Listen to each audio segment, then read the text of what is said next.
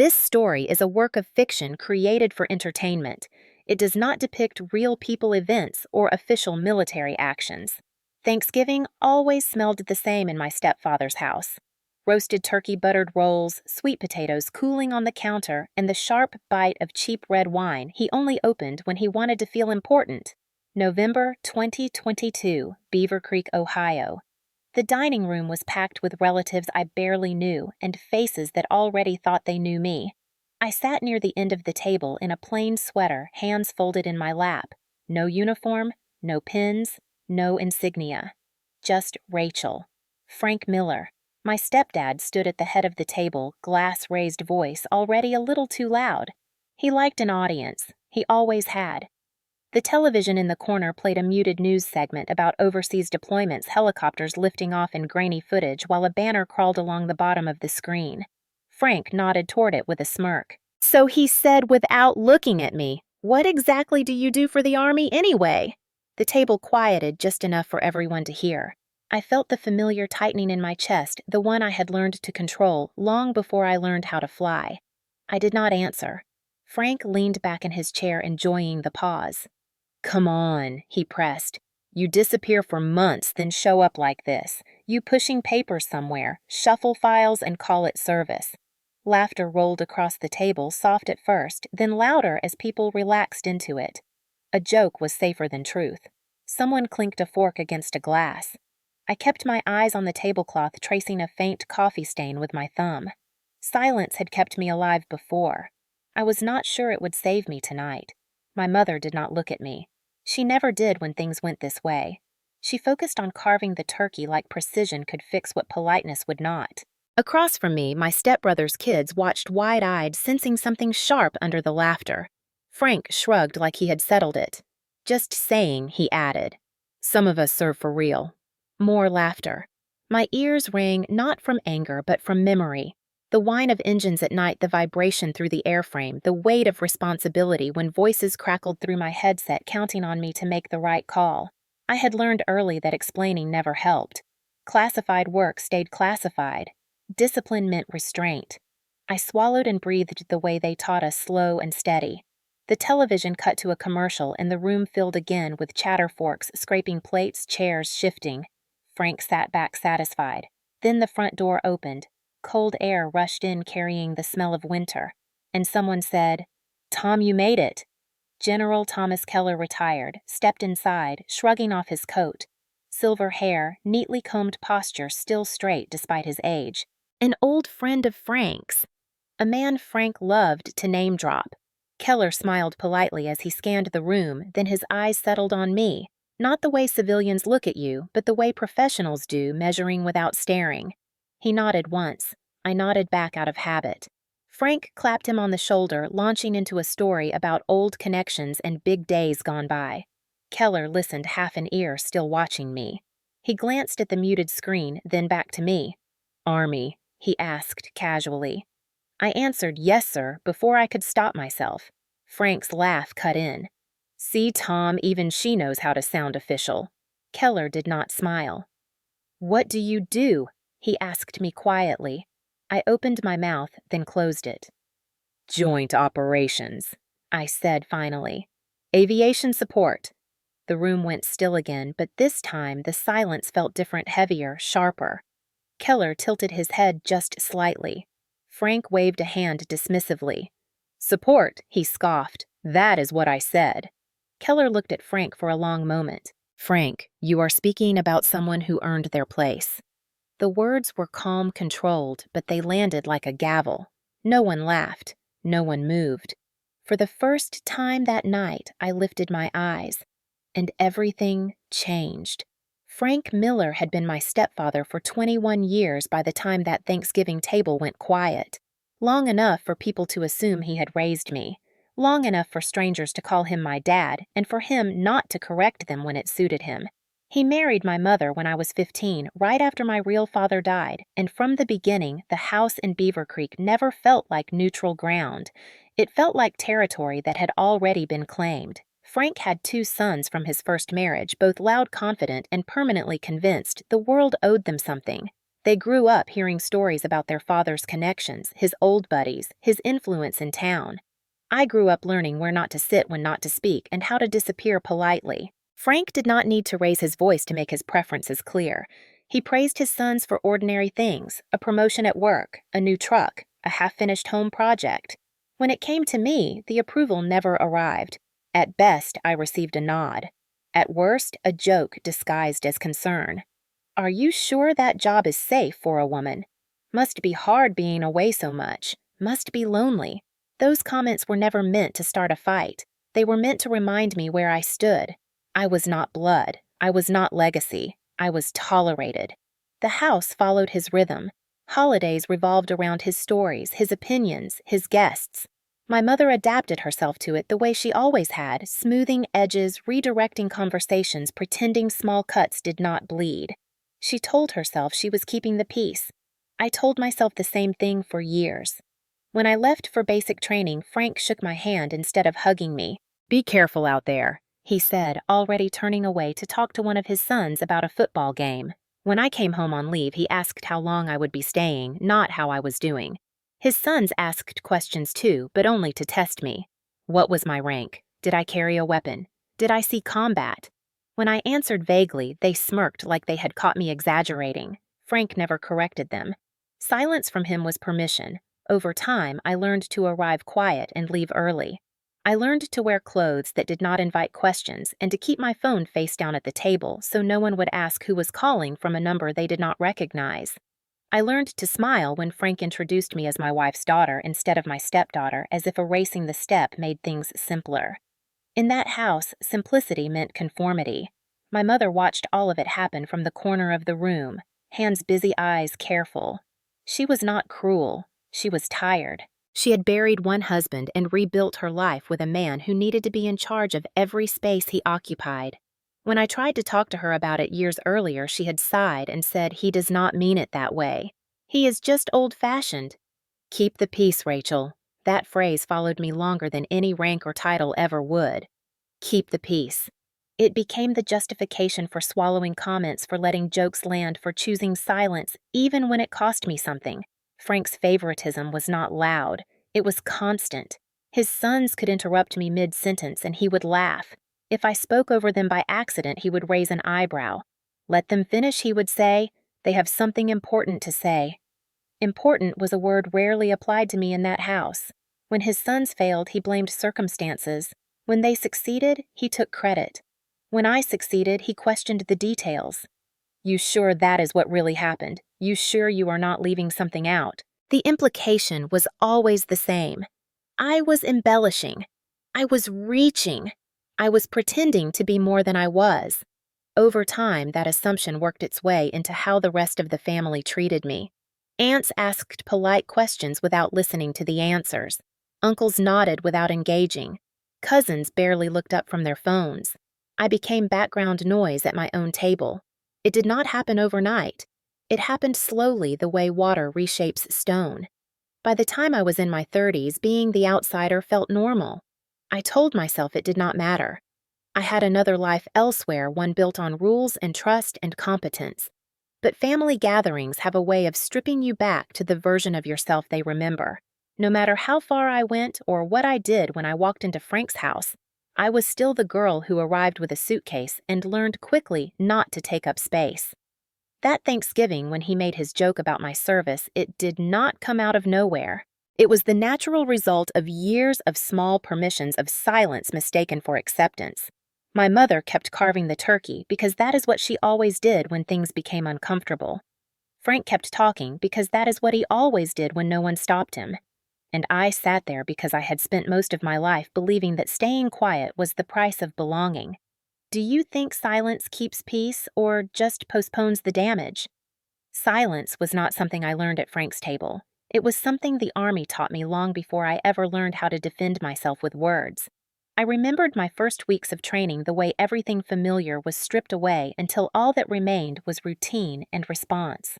Fort Jackson in the summer heat, the air thick with sweat and dust voices cutting through the noise with practiced authority. You learned quickly that explanations were weaknesses there, not because the truth did not matter, but because it was not always yours to give. Questions were answered with precision, not stories. You did what you were told, you learned what you needed, and you kept the rest to yourself. The first time someone asked me what I planned to do in the Army, I answered honestly. I talked too much, eager to prove that I belonged, that I was not just passing through. An instructor pulled me aside afterward, his voice low but firm. "You talk like that again," he said, "and someone will get hurt. Not you, someone else." That was the first time I understood that silence could be a form of protection. As my training progressed and my role narrowed, that lesson only deepened. There were rooms you entered where phones stayed outside and names were replaced with numbers. There were briefings where you took notes you would later destroy and missions discussed in fragments never whole. The unspoken rule was simple. If someone did not need to know, you did not tell them, even if they asked, even if they insisted, even if they were family, especially if they were family. I learned to answer questions without answering them. I learned to redirect, to summarize, to smile, and say it is complicated or I cannot talk about that. At first, it felt dishonest. Later, it felt necessary. When I moved into joint operations, that discipline hardened into instinct. Aviation support was not glamorous, but it was unforgiving. There was no room for ego when timing and coordination meant the difference between extraction and disaster. I sat in rooms where maps covered entire walls, where voices came through headsets clipped short by urgency, where everyone trusted that the person on the other end would not panic or improvise for attention. Silence mattered there too. You listened more than you spoke. You spoke only when it counted. And when the job was done, you did not debrief at dinner tables or explain yourself to people who wanted sound bites instead of understanding. Over time, that restraint became part of me. It followed me home on leave and settled into my posture, my tone, my habits. When people asked what I did, I gave them the version that kept them comfortable. Logistics, support, coordination. Words that sounded small enough to end the conversation. Some colleagues joked about it, calling it the invisible work, the kind no one noticed until it failed. I did not mind. Recognition was not why I stayed. But when that same silence met Frank's skepticism, it began to work against me. At home, restraint did not read as professionalism. It read as avoidance. Frank heard my vague answers and filled in the gaps with his own assumptions. Paperwork, desk jobs, busy work dressed up in uniform. Every time I chose not to correct him, the story he told himself hardened. And every time my mother avoided my eyes, the cost of that silence grew heavier. I told myself the Army required this discipline, that bringing work home violated rules both written and unwritten, that explaining would not change minds already made up. All of that was true. What I did not admit was that silence had become easier than confrontation. In uniform, silence was control. At home, it became surrender. I carried the two versions of it without noticing how they blurred together. When Frank made jokes at my expense, I treated them like static, something to tune out. When his sons pushed for details, I smiled and deflected. When relatives asked if I planned to do something else someday, something safer, I nodded as if the question made sense. I had spent years learning how to absorb pressure without reacting. That skill kept me steady in places where steadiness mattered. But at that table, surrounded by people who mistook quiet for weakness, it left me exposed. The Army taught me that discipline was choosing the right moment to speak. It never promised that others would respect the wait. By the time Thanksgiving came around again, that lesson was already etched deep. I did not explain my work because I could not. I did not defend myself because I believed it was not my role. And I did not realize how much ground that silence had ceded until Frank's words turned my service into a punchline, and the room laughed like it made sense. What Frank and most of my family never saw was not something I could point to on a map or summarize in a sentence. It was a rhythm, a way of living inside margins where mistakes were measured in consequences you did not get to walk away from. Joint operations meant collaboration without spotlight. Army Air Force Allied units' names and roles blending together until the mission mattered more than who wore which patch. My days rarely began with sunrise. They started in rooms lit by fluorescent panels where coffee sat untouched because no one had time to drink it. Briefings were quiet and focused, not dramatic, not cinematic, just deliberate. You listened, you absorbed, you confirmed. Then you moved. Night flights were never about adrenaline. They were about restraint, about keeping your voice steady when the airframe vibrated and the horizon disappeared into darkness, about trusting that every person involved was doing their part without needing to announce it. I learned the sound of engines at different altitudes and the feel of time stretching thin when you waited for a call to come through. Evacuation missions were not rescues in the way movies liked to frame them. They were calculations, windows opening and closing, weather shifting, coordinates changing, people on the ground trusting that someone they would never meet was paying attention. Coordination meant knowing when to speak and when to stay silent. It meant relaying information cleanly without embellishment. It meant understanding that the calmness in your voice could steady someone else who was running out of it. There were nights when the sky felt endless and the radio stayed quiet for too long. Nights when you learned patience the hard way, and nights when everything happened at once and you moved through it without thinking because training had already decided for you. When it worked, no one celebrated. When it failed, everyone remembered. That was the balance. There were no medals handed out for routine competence. No applause for a plan executed exactly as designed. The satisfaction came later in fragments. A message passed quietly through channels thanking the team. A handshake in a hallway. A nod from someone who knew what had almost gone wrong. You did not bring those moments home. You did not describe them at family dinners. You carried them inside, like weight evenly distributed so no single point would buckle. People assume service looks like heroics. They imagine clear villains and obvious victories. What they do not imagine are the hours spent making sure nothing remarkable happens. The vigilance required to prevent disaster does not photograph well. It does not fit into stories meant to impress. It fits into systems that keep working because someone paid attention when no one else was watching. That was my work. That was what I returned to after every leave. A place where my value was measured by reliability, not volume. Where my silence was understood as professionalism. Where no one asked me to justify why I was there. Over time, that contrast grew sharper.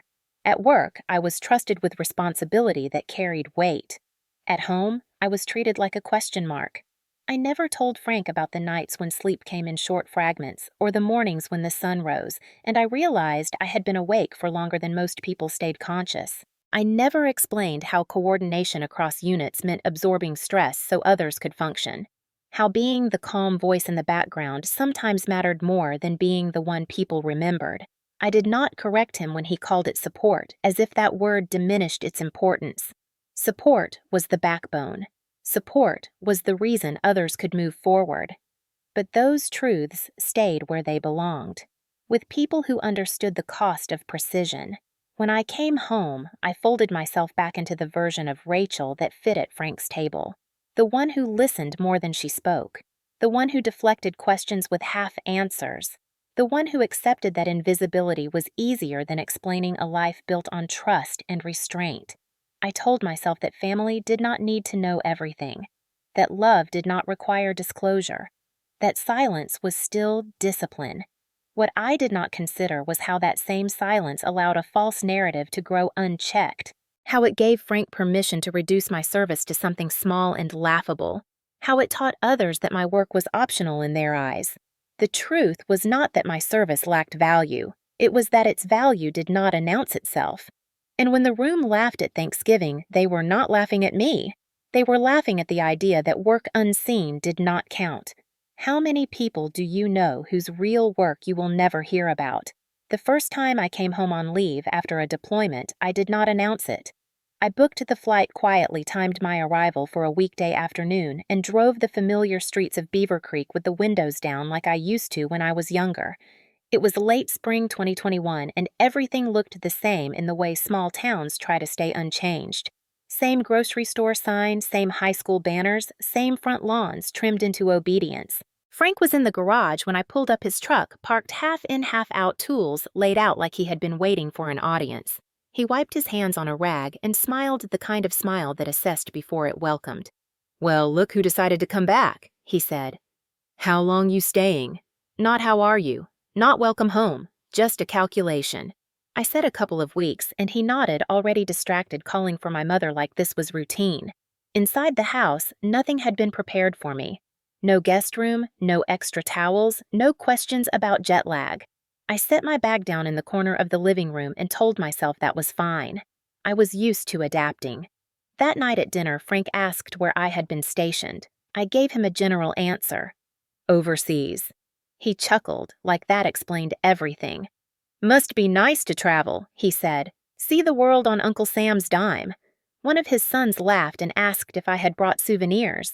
I smiled and shook my head. Frank raised an eyebrow. No stories, he said. You must have something to tell. I shrugged and said it was work.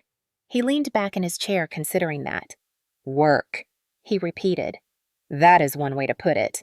I felt the familiar pressure in my chest, the urge to clarify, to correct, to explain that what I did was not a vacation or a detour from real life. I did not give in. I had learned what happened when you filled silence too quickly. Over the next few days, the comments came wrapped in humor. Frank asked if I planned to stay in long or if I would get it out of my system. He asked if the Army had jobs for people like me when it was over. He joked about paperwork again, about sitting in air-conditioned rooms while others did the hard part. Each time he laughed as if daring me to contradict him. Each time I chose not to. I told myself it was temporary, that I was tired, that arguing would only turn the visit into something worse. My mother watched these exchanges the way she always did, with a half smile and careful timing stepping in just before things tipped over. She changed subjects, asked about recipes, asked about neighbors, asked about anything that would keep the peace moving forward. When I tried to talk to her privately, she brushed it off. He is just teasing, she said. You know how he is. Don't take it personally. I wanted to ask how I was supposed to take it then, but I let it go. It felt easier to absorb it than to force her to choose sides. The jokes followed me everywhere. At the hardware store, when Frank ran into someone he knew, he introduced me as my wife's daughter home from her little Army job. At a backyard cookout, he asked loudly if I had learned how to salute yet. People laughed because they did not know better, and because Frank laughed first. I noticed how often his sons joined in and how rarely anyone asked me a real question. When they did and I answered vaguely, they lost interest quickly. Vague did not entertain them. I spent that leave moving carefully through my own childhood home. I helped my mother with chores, fixed a loose hinge, replaced a light fixture, mowed the lawn without being asked. Frank noticed the effort only when it inconvenienced him. You don't have to prove anything, he said once as I carried groceries inside. It sounded generous until he added to anyone. That was when I understood that my silence had become part of the family script. I was the quiet one, the polite one, the one who did not push back. Frank counted on it. He made his jokes because they landed without consequence.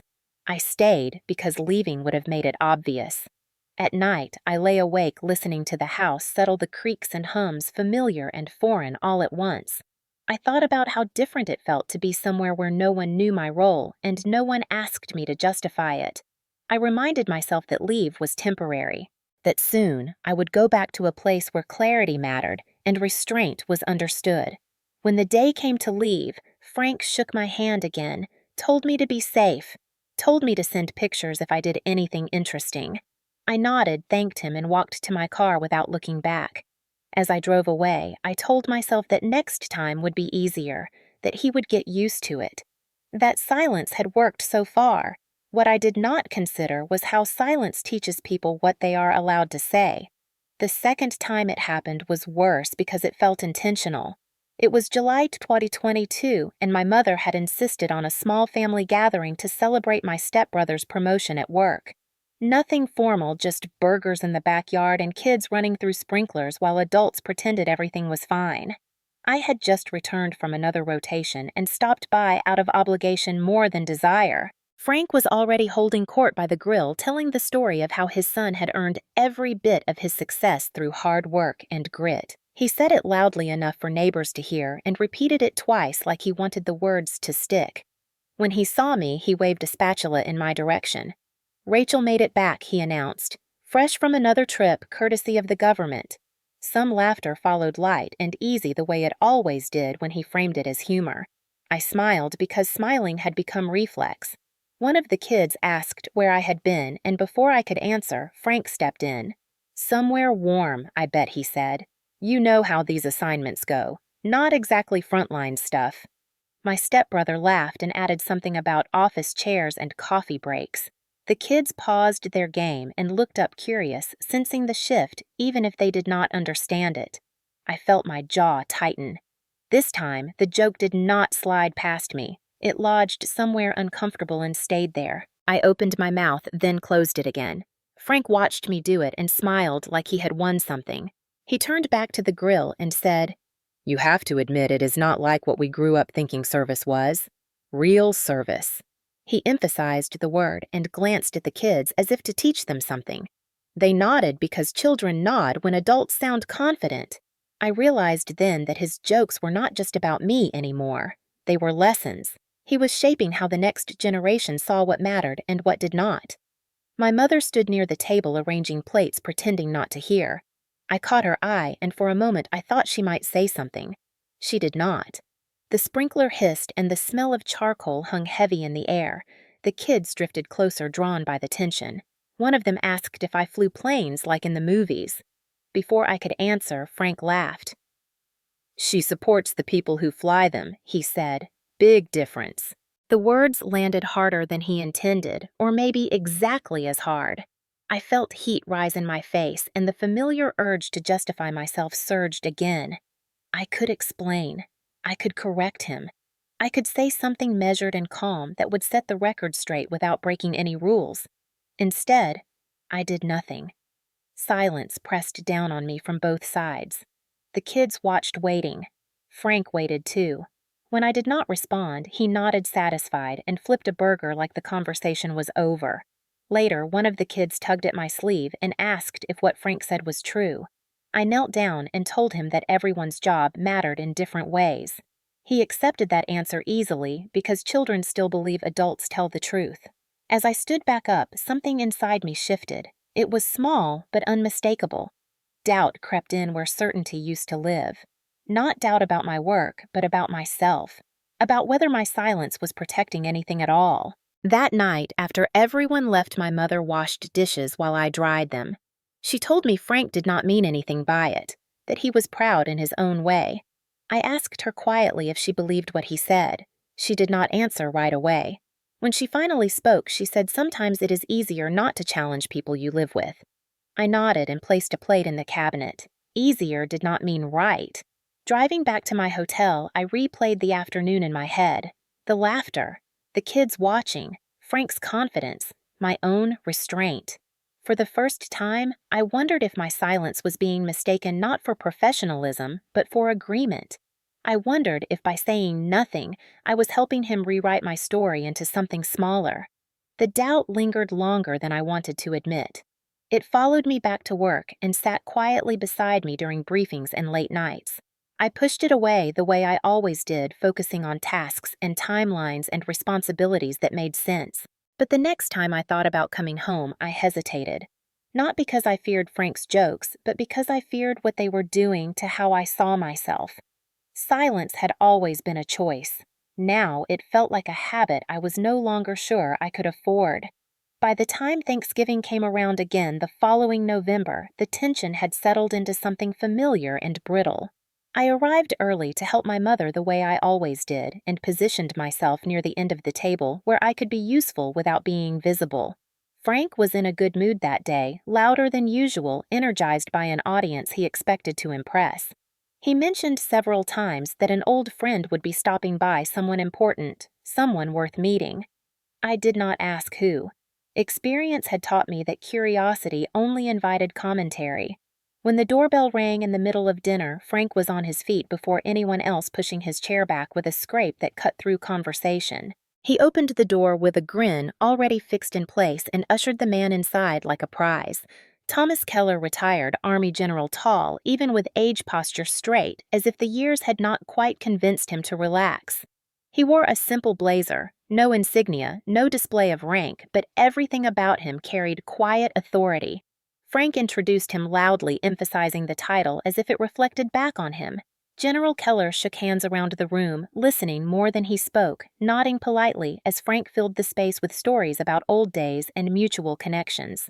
The air changed the moment Keller stepped inside, not in a dramatic way, but in a subtle tightening, like a room adjusting to a different standard. Conversations lowered in volume. People sat up a little straighter. Even Frank moderated his tone just enough to show respect. Keller smiled and moved through the room, greeting relatives and neighbors with the practiced ease of someone who had spent a lifetime reading people. When he reached me, he paused. Not because Frank pointed me out, but because Keller noticed the things Frank never did.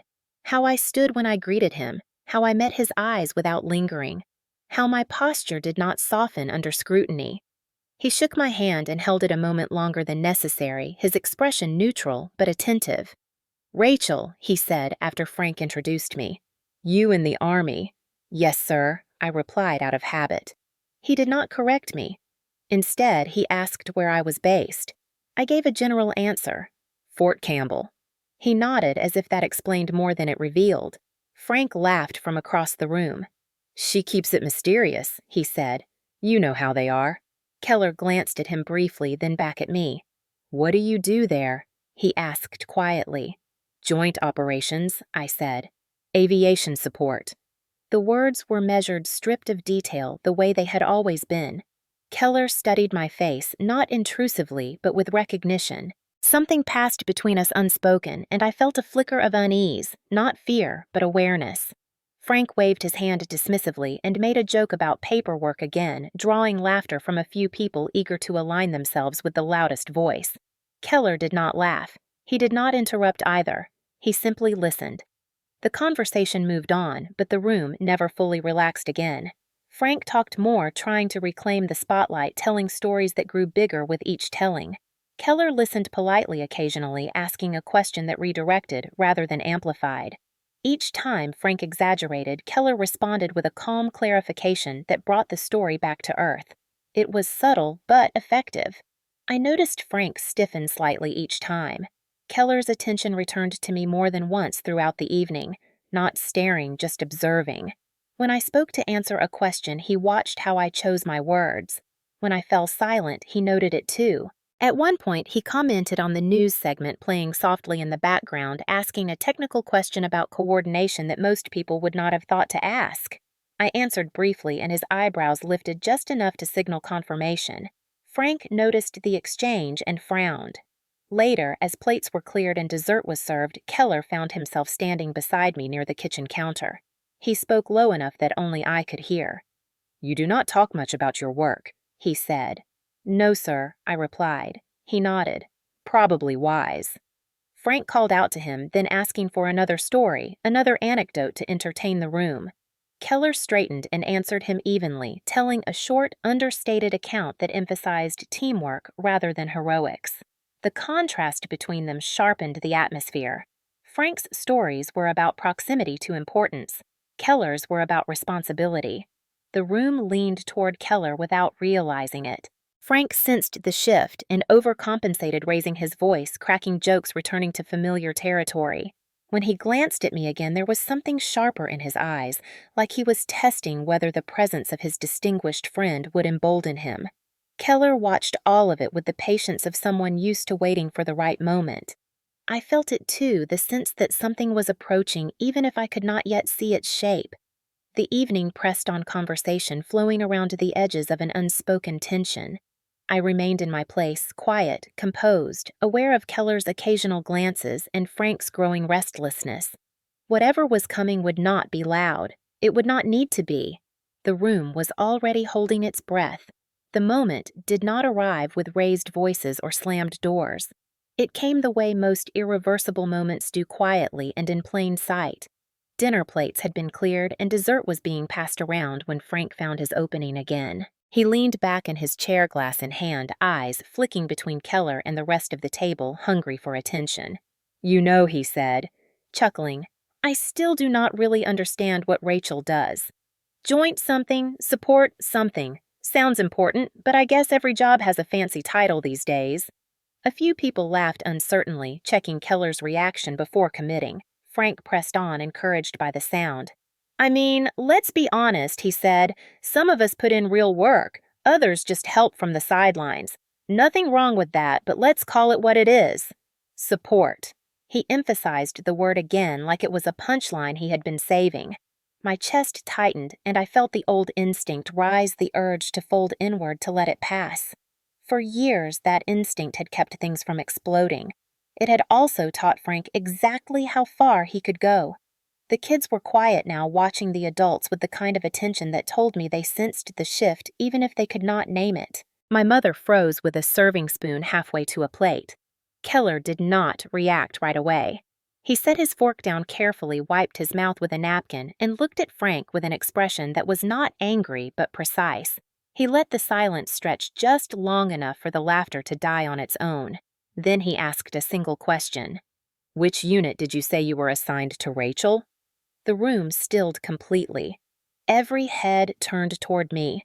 I felt the weight of the question not because it was dangerous, but because it was deliberate. I met Keller's eyes and answered evenly. "Joint Task Group Aviation Support, Fort Campbell. No embellishment, no qualifiers, just the facts." Keller nodded once the way someone does when a puzzle piece clicks into place. Frank scoffed lightly, trying to reclaim control. "See, that is what I mean," he said. "Sounds impressive, but you would not even know what it means without a manual." Keller did not look at him. He looked at me instead and asked another question, still calm, still quiet. "How long were you attached to that task group?" I answered. He asked about timing. I answered. He asked about coordination windows, not details, just enough to confirm his suspicion. With each answer, his posture shifted subtly, his shoulders squaring his attention, narrowing. Frank noticed too late. When Keller finally turned back to him, his voice was unchanged, but the room felt smaller, somehow more focused. "Frank," he said, "you are speaking about someone who earned their place." The words were not loud. They did not need to be. They landed with a finality that cut through the space like a clean line. No one laughed. No one spoke. Even the children seemed to understand that something fundamental had just been corrected. Frank blinked once, his mouth opening, then closing, as he searched for a response that would restore his footing. He tried to laugh it off. "Come on, Tom," he said. "I am just joking." Keller held his gaze steadily. "You have been joking for a while now," he replied. "And you have been wrong for just as long." Frank shifted in his chair, color rising in his face. Keller continued, still measured, still controlled. "Support roles are not sidelines. They are the structure that allows everything else to function. The people in those positions do not get to make mistakes. They do not get applause either. But without them, missions fail and people do not come home." He paused, then added quietly, "I know this because I have depended on people exactly like her." The room was silent in a way I had never experienced there before. It was not awkward silence or polite silence. It was recognition. Frank looked around as if expecting someone to back him up, but no one did. Even his sons avoided his eyes, suddenly interested in their plates. My mother stared at the tablecloth, her hands trembling slightly. Keller turned back to me and inclined his head just a fraction. "Thank you for your service," he said simply.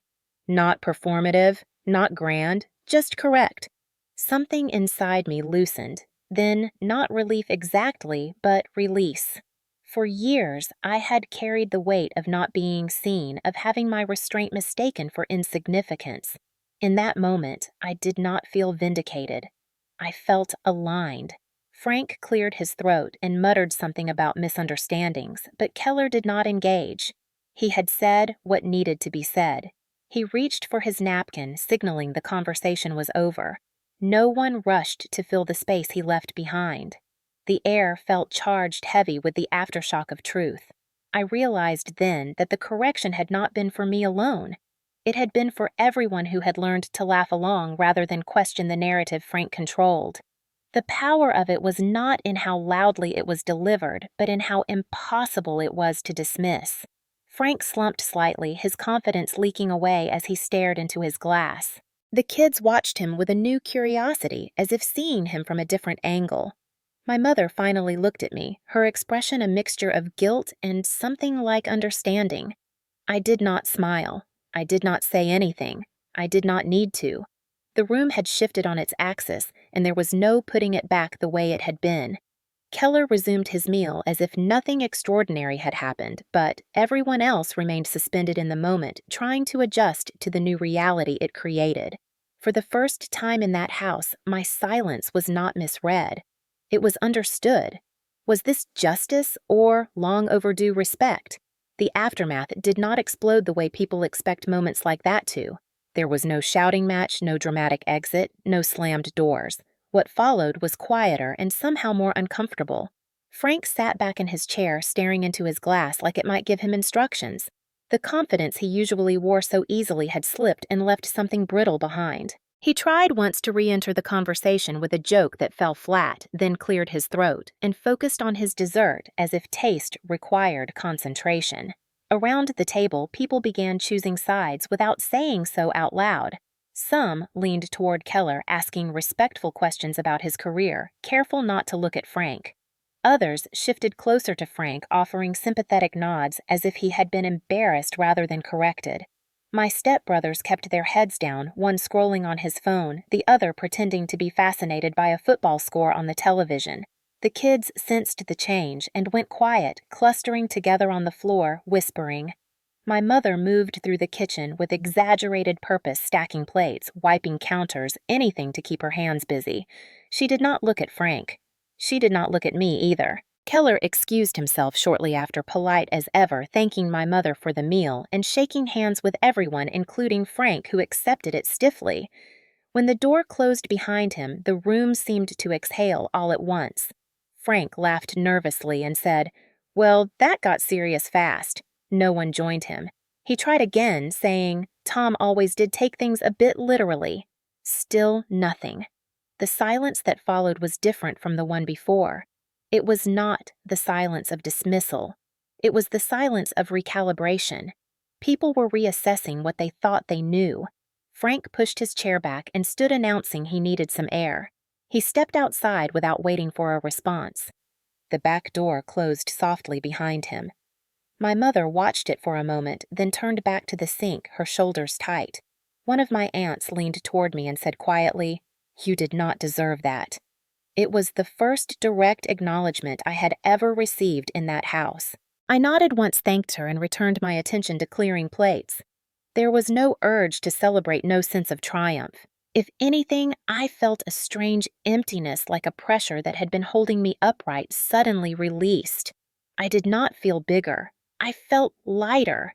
That distinction mattered. Frank stayed outside longer than usual, pacing the patio, phone pressed to his ear, likely calling someone who would listen. When he came back in, he avoided my side of the room entirely, focusing instead on refilling drinks and restarting conversations with people who were willing to meet him where he was. My stepbrothers rallied around him then, one clapping him on the back, murmuring something about misunderstandings. They shot me quick looks that held more resentment than anger, as if I had broken an unspoken rule by letting someone else speak the truth. My mother finally approached me near the sink. Her voice was low, careful. "Are you okay?" she asked. I told her I was. She hesitated, then said he did not mean to hurt you. I looked at her, then really looked at her, and asked quietly, what did he mean to do then? She did not answer. The rest of the evening unfolded in fragments. Conversations restarted in smaller circles, laughter returned in cautious bursts, but the energy never fully recovered. Something had cracked and everyone felt it. When people began leaving, hugs were awkward apologies half-formed. Frank stayed near the door, thanking guests too loudly, reminding them of his hospitality, as if that might restore balance. When my turn came to leave, he nodded, once said, "Drive safe," and stepped aside.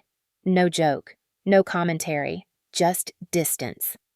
Outside, the cold air hit my face sharp and clean. I stood there for a moment, breathing it in, feeling my heartbeat slow. My phone buzzed with a message from a cousin saying she was proud of me, another from a neighbor thanking me for my service. Small things, but new.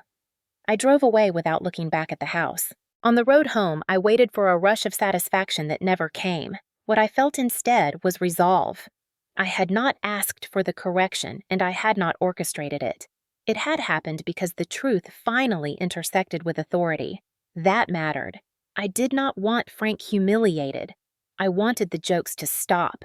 I wanted the children to see that words have weight. I wanted my mother to stop pretending that silence was kindness. By the time I reached my hotel, I understood that the fallout was not something to manage or enjoy. It was something to allow. People needed time to adjust to a reality that no longer centered on Frank's version of events. I was done carrying that burden for them.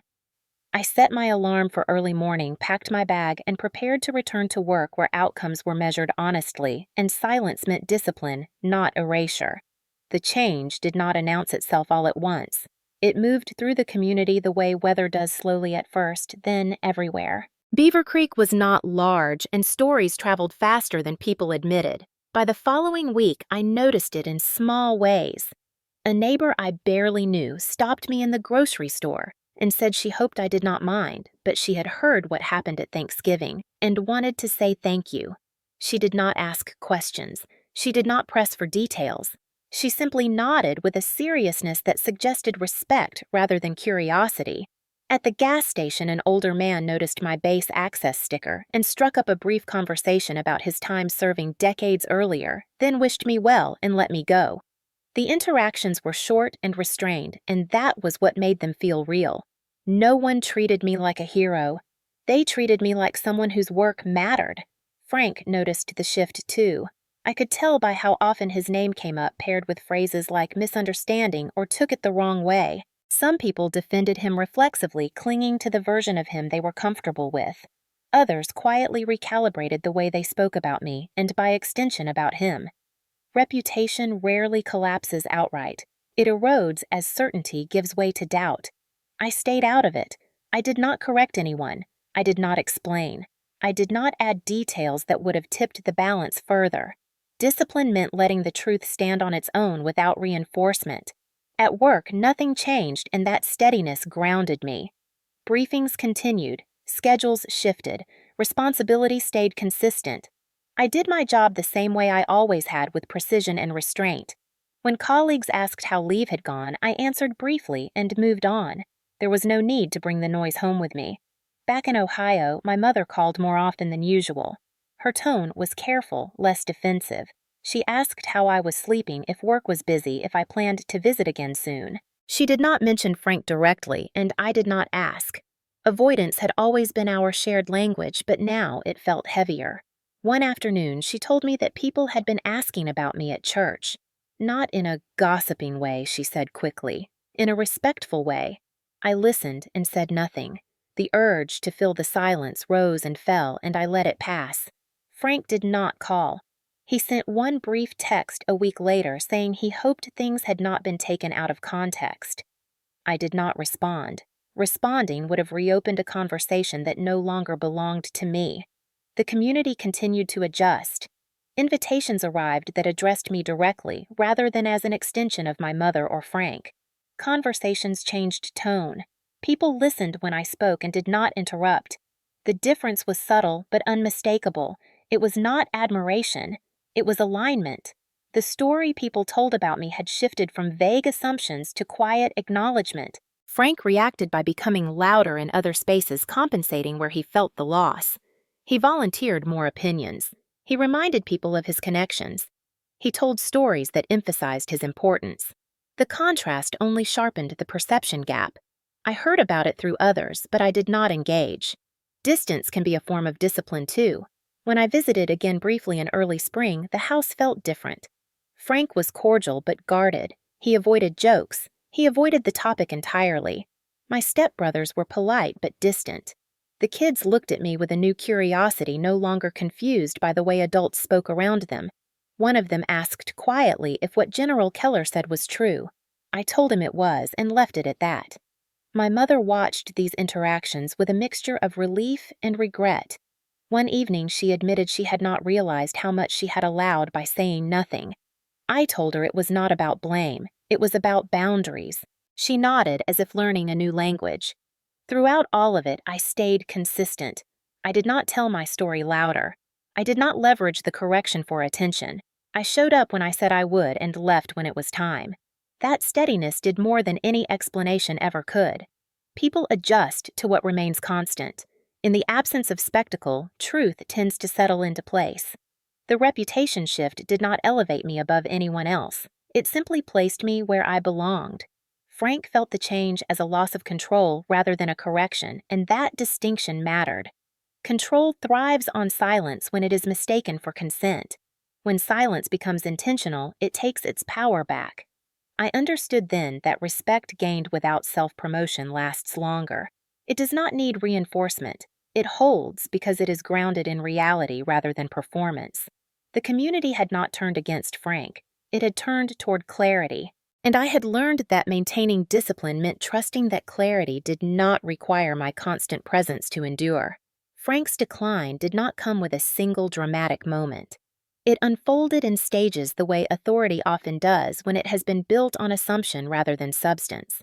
At first, he tried to ignore it, pretending nothing had changed, leaning harder into routines that once guaranteed attention. He showed up early to gatherings, spoke louder than necessary, laughed at his own jokes. People still listened, but they no longer leaned in. The difference was subtle, and it unsettled him more than open confrontation ever could. Conversations that once revolved around him now moved past him. He would join a group mid-sentence and find that no one paused to accommodate his entrance. At church, he noticed that people greeted me by name before they greeted him. At community events, introductions were shorter, less reverent. He started hearing his own words reflected back to him through others, not as praise, but as caution. Someone would say Frank means well, or he has strong opinions, or he can be a bit much. Those phrases landed differently when they were no longer followed by laughter. My mother felt the shift first. The house grew quieter. Not peaceful quiet, but the kind filled with unsaid things. Frank came home frustrated more often, slamming drawers, muttering about people being too sensitive these days. He blamed Keller. He blamed the army. He blamed a culture that did not respect men like him anymore. What he did not do was look at himself. Yet even denial has limits. Invitations slowed. Phone calls went unanswered. He noticed that when he told stories about his connections, people smiled politely and changed the subject. The currency he had relied on was no longer accepted. At home, the dynamic fractured further. My mother stopped smoothing over his edges as much. She grew tired of defending jokes no one found funny anymore. They argued quietly at first, then more openly about small things that were never small. Dishes left in the sink, a tone used in front of guests, the way he spoke about me when he thought no one was listening. One evening, she told him that what he said at Thanksgiving had been cruel. Frank snapped back that it was harmless. She asked him why it needed to be said at all. He did not have an answer ready. That unsettled him. The more distance grew between us, the more Frank felt its weight. He noticed that I did not return his texts, that I did not stop by unannounced, that I no longer adjusted my schedule to accommodate his comfort. He interpreted it as disrespect rather than boundary. The absence of my presence removed a familiar target, and with it, a sense of control. He began to replay the moment at Thanksgiving in his mind, not as a correction, but as a humiliation. That framing allowed him to feel wronged, but it also forced him to confront a truth he had avoided. Someone he respected had publicly contradicted him, and no one had defended him. That realization gnawed at him. Over time, bravado gave way to defensiveness. Defensiveness gave way to something quieter. Regret crept in where certainty once lived. I saw it the next time I visited briefly to drop off something my mother had forgotten at my place. Frank stood in the doorway, hesitant, unsure of how to speak to me now that his jokes no longer landed. He asked about work in a neutral tone, then stopped himself as if afraid of saying the wrong thing. The silence stretched. For the first time, it was his silence, not mine. He cleared his throat and said he had not realized how things sounded, that he was just trying to keep things light. I listened without interrupting. He added that Keller had embarrassed him and that he wished it had been handled differently. That was the closest he came to an apology. I thanked him for saying something and left. The interaction lingered with him longer than it did with me. In the weeks that followed, he became more withdrawn, less performative. He stopped volunteering opinions as often. He listened more. Sometimes he sat quietly watching conversations unfold without inserting himself. People noticed. Some mistook it for humility, others for sulking. In truth, it was a man recalibrating without the tools he once relied on. My mother told me later that he had asked her why I never talked about my work. She told him because he never listened. That answer hit him harder than Keller's words had. The collapse of Frank's social standing did not turn him into a villain or a victim. It revealed him. A man who had built his identity on proximity to authority rather than earned respect. When that proximity was challenged, he had nothing solid to stand on. Regret does not always look like remorse. Sometimes it looks like confusion, like hesitation, like a man realizing too late that the silence he once enjoyed was not agreement but restraint. Frank began to understand that his jokes had not been harmless. They had been rehearsals for disrespect. And once that truth settled in, there was no unseeing it. Frank reached out in early summer the following year when the distance between us had grown uncomfortable enough that he could no longer pretend it was temporary. His call came late in the evening after weeks of silence, and I let it go to voicemail. He left a message that sounded careful rehearsed. "Hey Rachel, it's Frank. I was hoping we could talk when you have a minute. Family stuff. Nothing urgent. I listened to it once, then deleted it." A few days later, my mother called and asked if I had heard from him. I told her I had. She hesitated before saying he was having a hard time. I asked her what kind of hard time. She sighed and said people had been misinterpreting things and he could use some help setting the record straight. The phrasing told me everything. This was not about understanding. It was about repair. Not of the relationship, but of the image. I told her I would think about it and ended the call. Thinking did not take long. Frank tried again a week later, this time by text. He said he had been reflecting on things and wanted to clear the air. He added that family should stick together, especially when outsiders got things wrong.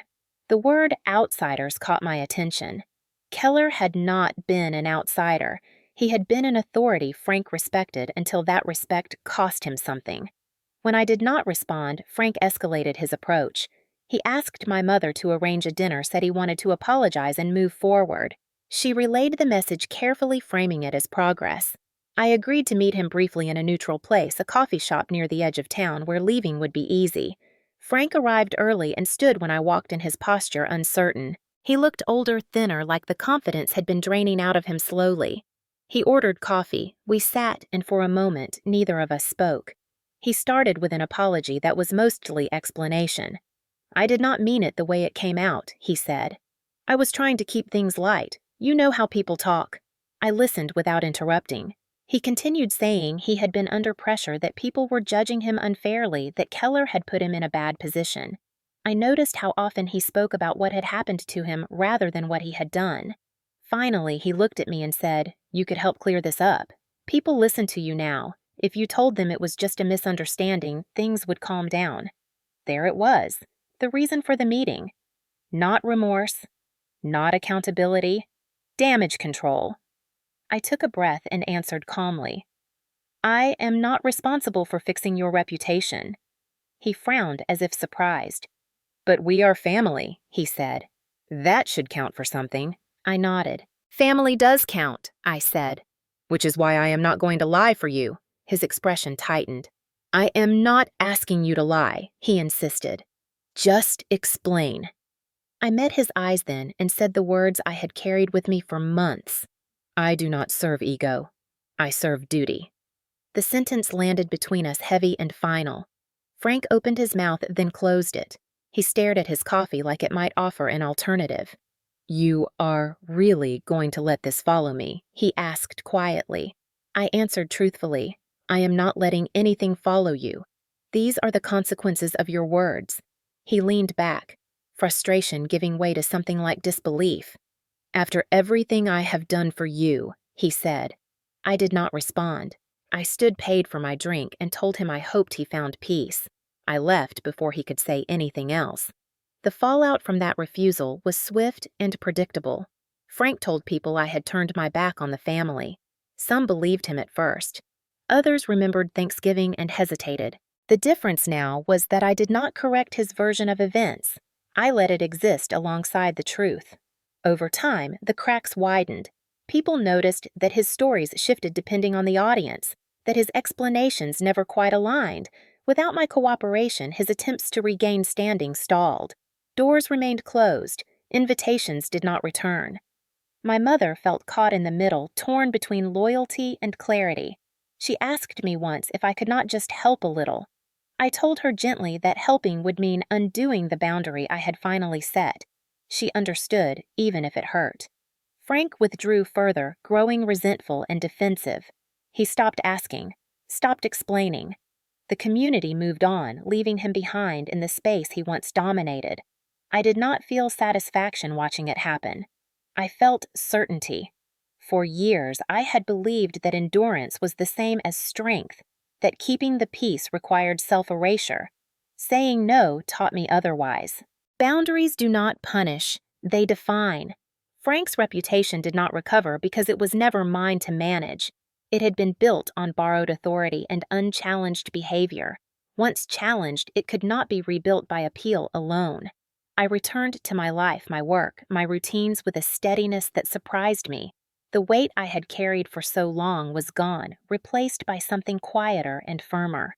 When you stop serving other people's egos, you discover how much energy that service consumed. Would you forgive or finally enforce boundaries? What followed was quieter than anything I could have planned, and that was how I knew it was real. There was no victory lap, no moment where I stood taller because Frank had fallen. I did not tell my side of the story louder or sharper. I did not collect apologies or seek acknowledgement. I withdrew. I stopped orbiting a space that had never been built for me and allowed the distance to do what distance does when it is honest. At work, my life continued with its familiar rhythm. Briefings early mornings, late nights, responsibility measured in outcomes rather than opinions. I found comfort in that consistency. The Army does not reward spectacle. It rewards reliability. I showed up prepared, spoke when needed, and stayed quiet when silence served the mission. That steadiness reinforced something inside me. I did not need to correct the past. I needed to live forward. Back home, the consequences unfolded without my involvement. Frank lost opportunities he once assumed were guaranteed. People stopped asking for his advice. Committees he had chaired quietly elected new leadership. Conversations shifted away from him even when he was present. He told himself it was temporary, that things would return to normal if he waited long enough. They did not. Authority that relies on perception collapses when perception changes. There was no villain in that process, just gravity. My mother adjusted slowly. She stopped defending him reflexively and started noticing how much energy she had spent smoothing things over. We spoke more honestly than we ever had before. She admitted that she had confused peace with avoidance, and that she had asked me to carry too much of that burden. I told her I understood why she had done it. Understanding did not mean returning to the old pattern. We found a new one built on clarity rather than silence. Frank watched this shift with a mix of resentment and confusion. He could not reconcile the idea that I was not attacking him, and yet his position continued to erode. Without a visible enemy, he had no one to push against. He tried once more to frame himself as wronged, but the narrative no longer held. People remembered the correction and the calm with which it had been delivered. They remembered his reaction. Memory has a way of organizing itself around moments of truth. I heard about his frustration secondhand and chose not to engage. Revenge requires participation. Justice does not. Justice operates when behavior meets consequence without interference. My withdrawal removed the friction he needed to maintain the conflict.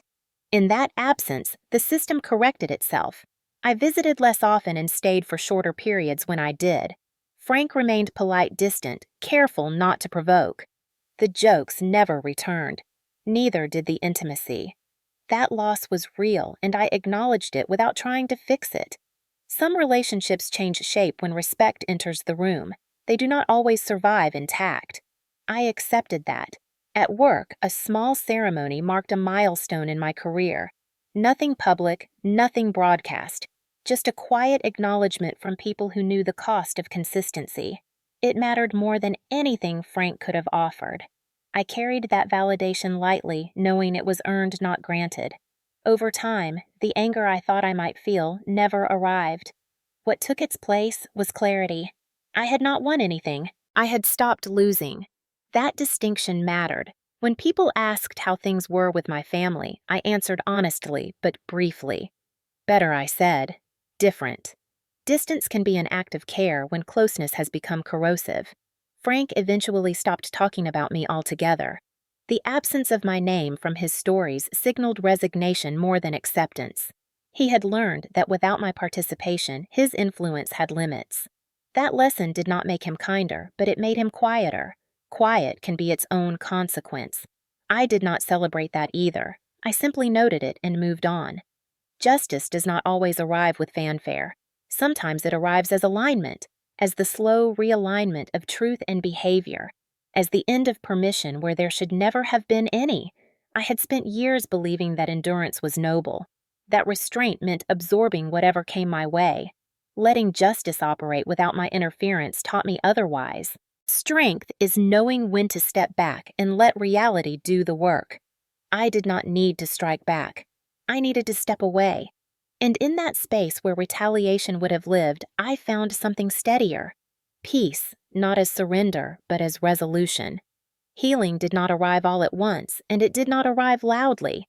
It showed up in smaller moments that asked for honesty instead of endurance. My mother was the first to change, and she did it without announcing it. She began calling me just to talk, not to mediate or explain away tension. She asked questions and waited for the answers. When I paused, she did not rush to fill the space. She listened the way she had not before, and in that listening, I felt something soften. One afternoon, she admitted that she had been afraid of conflict for so long that she had confused quiet with safety. She told me she thought keeping the peace meant keeping everyone calm, even if it meant asking me to carry more than my share. Saying it out loud cost her something, and I respected that. I told her I was not angry. I was clearer now. Clarity changed what I was willing to accept. We began to build a new rhythm, one that did not revolve around Frank's comfort. We met for coffee without inviting explanations.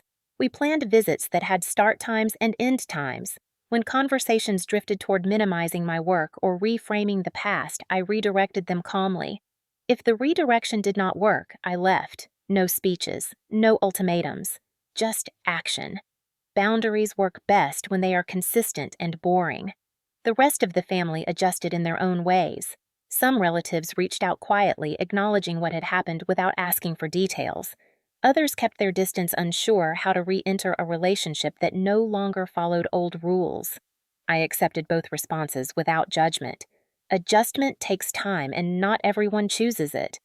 Frank remained polite but peripheral. He no longer tried to provoke or persuade. He learned which lines ended conversations and which invitations were no longer extended. The absence of confrontation frustrated him at first, but eventually he adapted. Control loses its leverage when there is nothing to push against. My stepbrothers followed his lead, cordial but guarded. The children were different. They asked simple questions and accepted simple answers. When they talked about what they wanted to be when they grew up, they included a wider range of possibilities. That mattered more than any apology. I learned to articulate my boundaries clearly and without emotion. I would say I am not discussing that. I would say I am leaving now. I would say I will visit again next month. Each statement was followed by action. Over time, those actions rewrote expectations. People stopped testing them. Healing also meant releasing the idea that everything needed to be repaired. Some relationships improve, others end. Most change shape. I allowed that to happen without trying to control the outcome. At work, I carried the same approach. I kept my professional life separate and protected. When colleagues asked personal questions, I answered only what felt appropriate. Respect is mutual, and it thrives in defined spaces. The steadiness of my routines supported the steadiness of my boundaries. When I returned to Ohio for a short visit later that year, the house felt different. Quieter, but not tense. My mother moved through rooms without apologizing for occupying them. Frank stayed in his lane. The absence of commentary felt like progress. We sat at the table and talked about neutral things, plans, whether small updates. When a comment edged toward familiar territory, I met it calmly and redirected. No one argued. The meal ended without incident. I left on time. On the drive back, I realized that the absence of conflict was not the goal. The presence of respect was. Healing with boundaries meant choosing myself without needing anyone else to agree. It meant recognizing that love does not require access and that proximity without dignity is not connection. I had spent years believing that being easy made me worthy of belonging. I learned instead that being clear made me safe. The family adjusted because adjustment was the only way forward. Those who could not adjust faded to the edges and stayed there. I did not chase them. I did not explain. I allowed the new shape to hold. Over time, that shape felt natural. My mother and I found a steadier closeness built on honesty. The rest settled into place around it. Boundaries did not harden me. They freed me. They created space for relationships that could grow without diminishing me. Healing was not forgiveness offered prematurely or reconciliation forced by obligation. It was alignment between my values and my actions. It was choosing where I showed up and how. It was learning that peace is not the absence of noise, but the presence of self-respect. Returning to my unit felt like stepping back into a language my body understood without translation. Fort Campbell greeted me with the familiar rhythm of early mornings and controlled urgency, the kind that steadies rather than drains. The air carried the low hum of engines warming up and the quiet confidence of people who knew their roles. I unpacked my bag, placed my boots where they belonged, and slid back into the cadence of briefings and coordination as if I had never left. No one asked about Thanksgiving. No one needed to. Here, my value was measured in preparation and follow-through, not in stories. Weeks passed and work continued with the same deliberate pace. Then, one afternoon, my supervisor asked me to report to a small conference room near the hangar. No explanation, no build-up. Inside, a handful of colleagues stood waiting, people I trusted and respected, faces composed but warm. The ceremony was brief by design. A few lines read aloud a quiet acknowledgement of sustained performance under pressure, coordination across units, consistency when timing mattered. There were no cameras, no speeches meant for an audience. Just a simple recognition passed from one professional to another.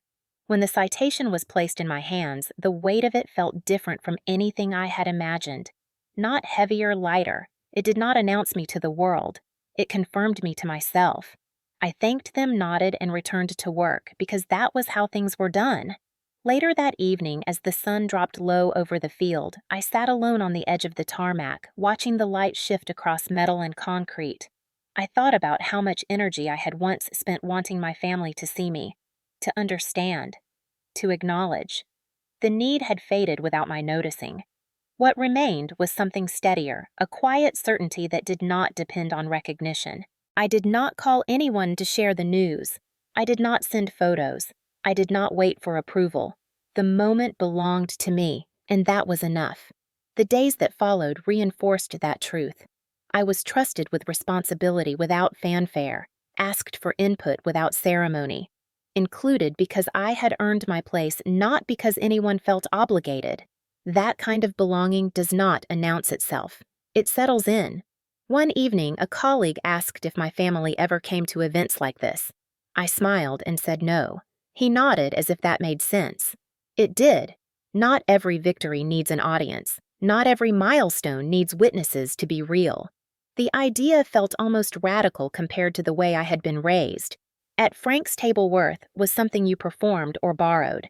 Here, it was something you carried quietly. I thought back to the correction at Thanksgiving and understood it differently now. The power of that moment had not been in the public nature of it, but in its accuracy. Truth spoken cleanly in the right context does not need repetition. It does its work and moves on. That was what this ceremony felt like. A clean acknowledgement followed by forward motion. No lingering drama, no aftershocks, just alignment.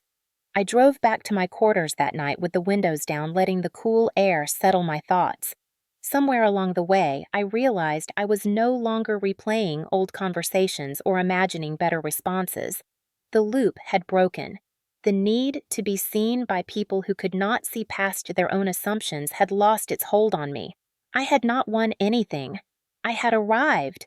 The next morning, work resumed as usual. Briefings, coordination, movement, purpose.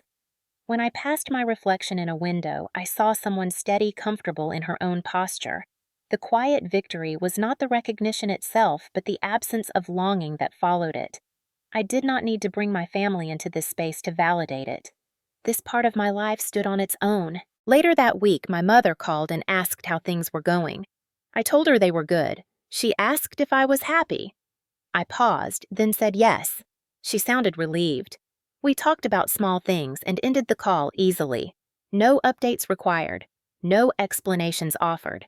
As I set my phone down, I considered how far I had come from the girl who learned to disappear politely at a crowded table. I had not become louder or harder. I had become clearer. Dignity had revealed itself not as something granted by others, but as something sustained by choice. I returned to my routine with a calm that surprised me. The work continued, and so did my life outside of it, shaped now by boundaries and intention. The victory did not echo. It did not need to. It lived quietly in the knowledge that I was exactly where I belonged, doing work that mattered in ways that did not require applause. Do you believe dignity needs witnesses? The next Thanksgiving arrived quietly, almost without ceremony. November again, but this time the air felt different, lighter somehow, as if the season itself had learned something from the year before. My mother hosted dinner at a smaller table in a different house, one she had chosen after deciding she wanted a space that belonged to her, rather than to anyone else's authority. Frank was not there. There was no announcement about his absence, no explanation offered. The chair where he used to sit simply remained empty, and no one rushed to fill it. The room smelled of familiar things, turkey herbs, bread, warming in the oven, but the tension that once accompanied those scents was gone. We moved through the meal without rehearsed roles. Conversations unfolded naturally, without performance or correction. When someone asked me about work, they did so with curiosity, not judgment, and when I answered briefly, they accepted that answer without pushing for more. The children laughed freely, no longer watching adults for cues on who to mirror. My mother looked at ease in a way I had not seen before, moving through the kitchen without apology, without scanning faces for signs of brewing conflict.